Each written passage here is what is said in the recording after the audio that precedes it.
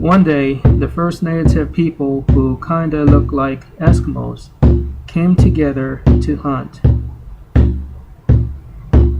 The group called bands. The leader of the pack have spoken and said to all, "Brothers, you all should go back, for I shall prove I am a brave warrior." They all refused, and told Lone Wolf, "They can't. We stay together as water and soil, or you will perish among these great beasts." The group decided to go as Lone Wolf commanded them to. Lone Wolf walked all the way until he couldn't walk no more. Dawn broke. As he walked, he was tired and made a campfire to rest. From the distance, he seen great beasts by far. Later that night, he heard sounds coming near him, cracking, grass snapping, tree limb breaking, and had seen big mean eyes and a giant tooth staring right back at him. It was Saber-Tooth Tiger.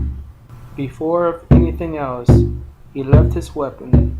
Didn't have no time to go back and grab it. The cat launched and made Lone Wolf hit the ground hard.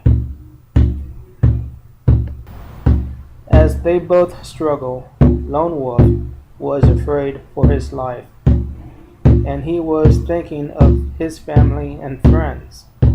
But one thing that kept him going was his goal: to be that brave warrior.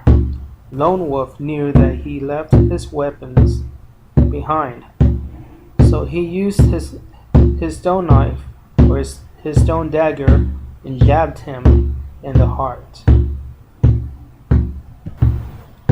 The cat died, and Lone Wolf took the cat's fur and brought it home with him and made a coat off of it.